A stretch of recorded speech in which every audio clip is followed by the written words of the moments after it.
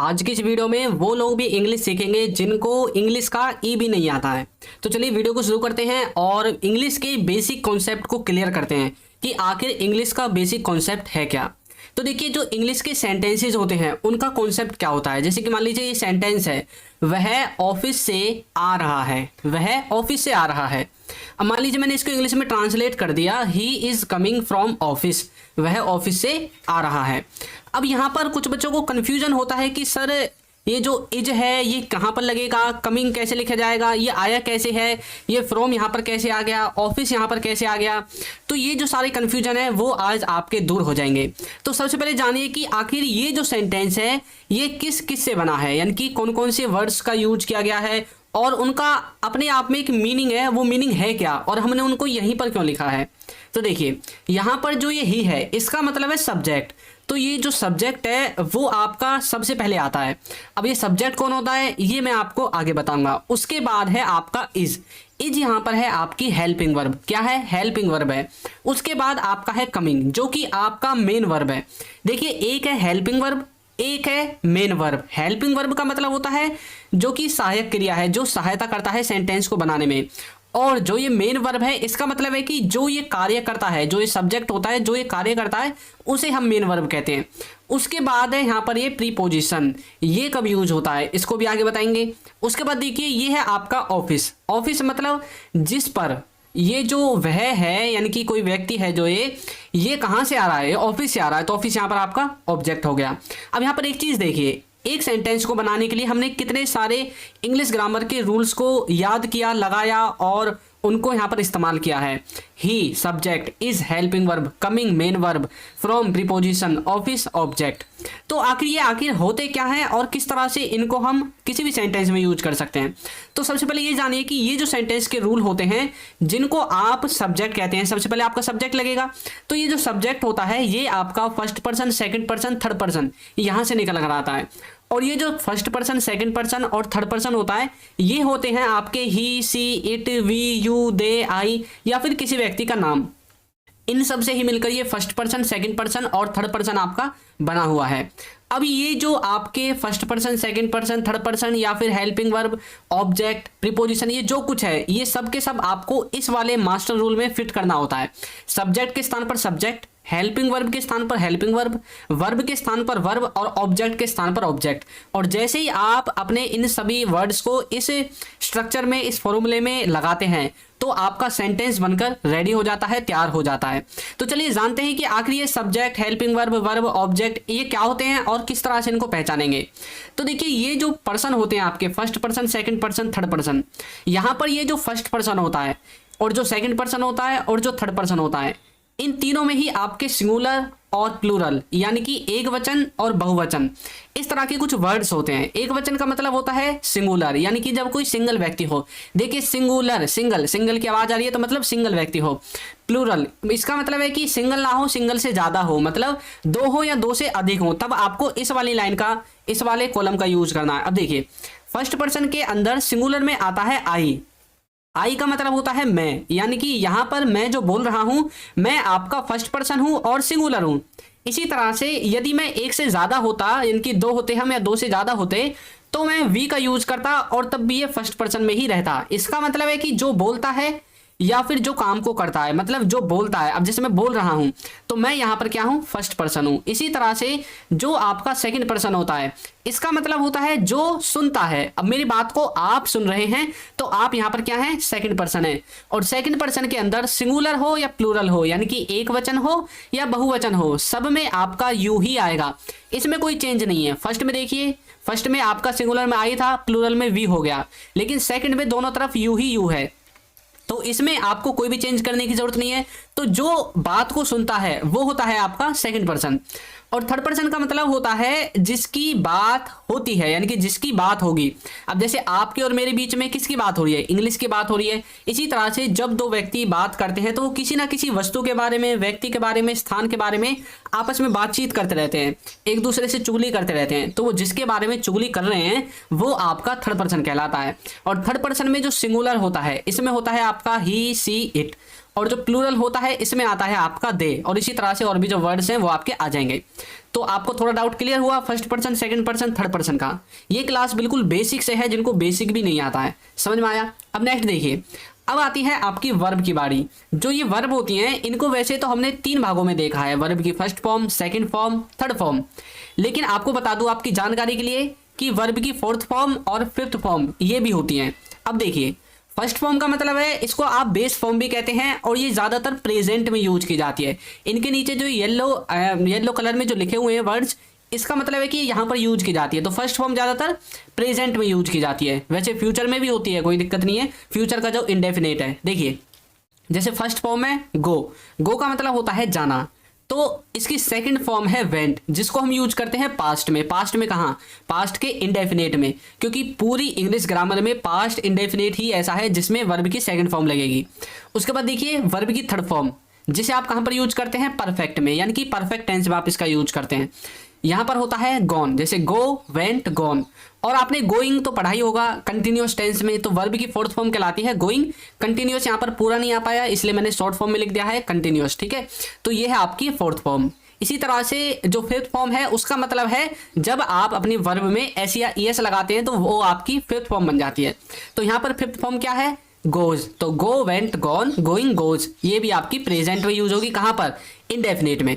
ये आपकी present indefinite में थर्ड पर्सन सिंगुलर के साथ यूज होती है, वर्ब की फिफ्थ फॉर्म होती है वो। समझ में आया? इसी तरह से डू की फर्स्ट फॉर्म डू है, फिर डिड है, फिर डन है, फिर डूइंग है, और फिर डज है। और ईट, एट, ईटन, ईटिंग, ईट्स। देखिए ये जो वर्ब की फॉर्म्स हैं इनमें से कुछ ऐसी हैं जो कि फर्स्ट भी सेम होगी, सेकंड भी सेम होगी, थर्ड भी सेम होगी। कुछ ऐसी हैं जिनमें सेकंड और थर्ड सेम होगी। तो इन सबको आपको याद करना पड़ेगा, बिना याद करे बिल्कुल भी जो है काम नहीं चलेगा। इनको तो आपको याद करना पड़ेगा, बाकी कॉन्सेप्ट हम सिखा रहे हैं। आगे देखिए, अब यहाँ पर जो सब्जेक्ट होता है जिसे हम हिंदी में कहते हैं कर्ता, इसका मतलब होता है वाक्य में काम को करने वाला। अब जैसे यहाँ पर पढ़ाने वाला कौन है? मैं हूं, तो मैं यहाँ पर कौन हूं? सब्जेक्ट हूं, करता हूं। अब देखिए सीता घर जा रही है, सीता घर जा रही है। तो यहाँ पर सीता क्या है? सीता काम को करने वाली है, तो सीता यहाँ पर हुई आपकी सब्जेक्ट। नेक्स्ट देखिए, वह खेलता है, तो खेलने का काम किसके द्वारा किया गया है? वह के द्वारा। तो वह यानी कि ही, तो ही कौन है? यहाँ पर आपका सब्जेक्ट है, तो बोलेंगे ही प्लेज। सेंटेंस किसका है? प्रेजेंट के इंडेफिनेट का। और ऊपर वाला जो सेंटेंस है यानी कि फर्स्ट सेंटेंस, ये है आपके प्रेजेंट के कंटिन्यूअस का। राहुल जा चुका है, यहाँ पर राहुल क्या कर रहा है? जाने का काम कर रहा है। तो ये राहुल कौन है यहाँ पर? राहुल यहाँ पर आपका सब्जेक्ट है। तो वाक्य में जो भी किसी काम को करने वाला होता है वो ही आपका सब्जेक्ट होता है। समझ में आ गया? अब बच्चे सोच रहे होंगे सर ये आगे के वर्ड्स क्या हैं, इनको हम आगे देखेंगे। नेक्स्ट देखिए, अब हम देखेंगे हेल्पिंग वर्ब। हेल्पिंग वर्ब का मतलब होता है समय और सब्जेक्ट के बारे में, यानी कि ये जो हेल्पिंग वर्ब होती है ये हमें समय के बारे में बताती है और सब्जेक्ट के बारे में बताती है। तो देखिए कैसे, पापा घर पहुंच गए हैं, पापा घर पहुंच गए हैं। तो यहाँ पर घर पर पहुंचने का काम किसने किया है? पापा ने। तो मैंने बताया था जो काम करता है वो कौन होता है? सब्जेक्ट। तो पापा आपके यहाँ पर सब्जेक्ट हैं।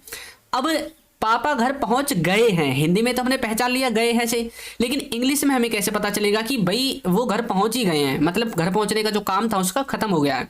तो ये हमें बताएगा हैज। अब यहाँ पर जो ये हैज है ये ही तो है आपकी हेल्पिंग वर्ब। तो आपके सेंटेंस में जो भी आपका हैज हैव आएगा, इज एम आर आएगा, वाज वर आएगा, विल आएगा, डू डज आएगा, ये सब आपकी हेल्पिंग वर्ब होती हैं। एक और देखिए, वह खाना खा लेगा, वह खाना खा लेगा। तो बोलो कि ही विल ईट फूड। अब यहाँ पर देखिए वह खाना खा लेगा, हिंदी में तो हमने लेगा से पहचान लिया कि भाई ये भविष्य काल का सेंटेंस है, यानी कि फ्यूचर का सेंटेंस है। लेकिन इंग्लिश में हमें कैसे पता चला? Will say. तो जहां पर विल आएगा मतलब समझ जाना कि ये फ्यूचर का सेंटेंस है। तो ये जो विल है आपकी हेल्पिंग वर्ब है। इस विल से हमें समय के बारे में पता चला है, तो हेल्पिंग वर्ब से आपको समय के बारे में पता चलता है। और एक चीज और, सब्जेक्ट के बारे में भी पता चलता है। क्या पता चलता है? कि सब्जेक्ट आपका कौन है, सिंगुलर है, प्लूरल है, एक वचन है, बहुवचन है। समझ में आया? तो ये हेल्पिंग वर्ब ही हैं जो आपके सब्जेक्ट के और समय के बारे में आपको जानकारी देंगी। तुमने उससे पूछा, डिड यू आस्क। तो यहाँ पर ये जो डिड है ये भी आपकी हेल्पिंग वर्ब है। समझ में आ गया? पहला सेंटेंस है प्रेजेंट के परफेक्ट का, दूसरा सेंटेंस है फ्यूचर इंडेफिनिट का, तीसरा सेंटेंस है प्रेजेंट के इंडेफिनिट, पास्ट के इंडेफिनिट का। समझ में आ गया? क्योंकि डिड का यूज हम करते हैं पास्ट में, डू डज का यूज करते हैं प्रेजेंट में, हैज हैव का यूज करते हैं परफेक्ट में, प्रेजेंट में, और विल का यूज करते हैं हम फ्यूचर में। तो इस तरह से आप इनकी हेल्पिंग वर्ब के द्वारा समय और सब्जेक्ट दोनों के बारे में जानकारी प्राप्त कर सकते हैं। नेक्स्ट है वर्ब। वर्ब यानी कि जो काम सब्जेक्ट करता है, सब्जेक्ट के द्वारा जो भी काम आपके सेंटेंस में होता है उसे हम कहते हैं वर्ब। राम दूध बेच रहा है। अब देख, काम को करने वाला तो राम है, लेकिन राम काम क्या कर रहा है? दूध को बेचने का काम कर रहा है। दूध यहाँ पर कुछ बच्चे सोचेंगे कि दूध यहाँ पर वर्ब है। भाई दूध वर्ब नहीं है, दूध को तो बेचा जा रहा है, दूध पर भी कार्य हुआ है, तो दूध आपका यहाँ पर एक तरह से ऑब्जेक्ट हो जाएगा।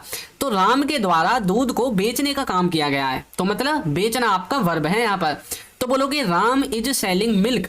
अब देखिए ये जो वर्ब है ना, इसकी खासियत ये है कि ये 99% आपकी हेल्पिंग वर्ब के बाद दिखाई देती है। समझ में आया?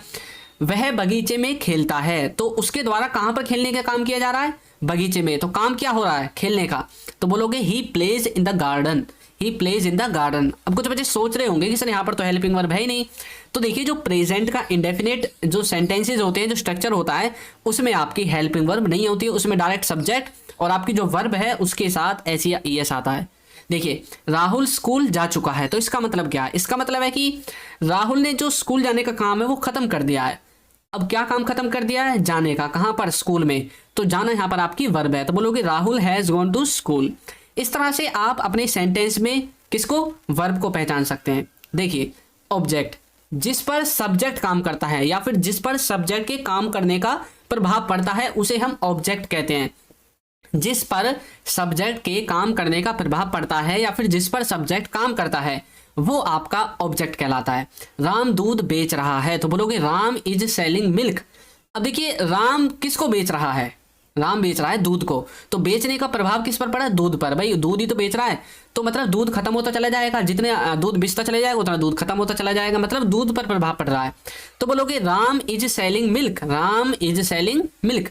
वह बगीचे में खेलता है, तो बोलोगे he plays in the garden. He plays in the garden. कहां पर खेलता है? बगीचे में। समझ में आया? राहुल स्कूल जा चुका है। कहां जा चुका है? स्कूल। तो Rahul has gone to school. तो यहां पर जो स्कूल है ये आपका ऑब्जेक्ट है। समझ में आया? तो देखिए अब इसको ट्रांसलेट कीजिए, ये इसमें किस तरह से बना था। मैंने आपको शुरू में इस सेंटेंस को दिखाया था। तो अभी तक जो हमने सीखा है उसके हिसाब से ही आपका क्या है? इसमें ही है आपका सब्जेक्ट। इज क्या है? इज है आपका हेल्पिंग वर्ब। कमिंग क्या है? कमिंग है आपकी मेन वर्ब। और फ्रॉम आपका प्रीपोजिशन है और ऑफिस आपका ऑब्जेक्ट है। तो हमें इस सेंटेंस को देखकर कैसे पता चलेगा ये प्रेजेंट में है, पास्ट में है, फ्यूचर में है? तो यहाँ पर हमें इज को देखकर यानी कि हेल्पिंग वर्ब को देखकर पता चलेगा कि ये सेंटेंस कहाँ का है। तो कहाँ का है? प्रेजेंट का है। प्रेजेंट में किसका है? कंटिन्यूअस का है। तो इनको जब आप टेंसेज को पढ़ोगे आपको समझ में आ जाएगा। अब इस इज से हमें एक चीज और पता चल जाएगी। मान लीजिए हम ही को गायब कर दें तो इज से हमें एक चीज पता चलेगी कि यहाँ पर जो भी सब्जेक्ट होगा वो आपका थर्ड पर्सन का होगा और सिंगुलर होगा। समझ में आया?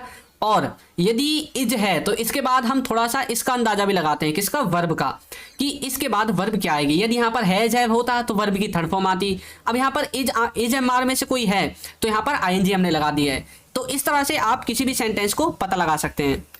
अब मैंने आपकी प्रैक्टिस के लिए एक सेंटेंस दिया है, दे आर वॉचिंग टीवी। इसको आपको कमेंट करके बताना है कि ये आपके समझ में आया है या नहीं आया है। इसमें कौन सा सब्जेक्ट है, ऑब्जेक्ट है, हेल्पिंग वर्ब है, क्या क्या है, इसमें कौन सी मेन वर्ब है। तो इसको आपको कमेंट करके बताना है। और ऐप को जरूर डाउनलोड करें, कोर्स को जरूर ज्वाइन करें।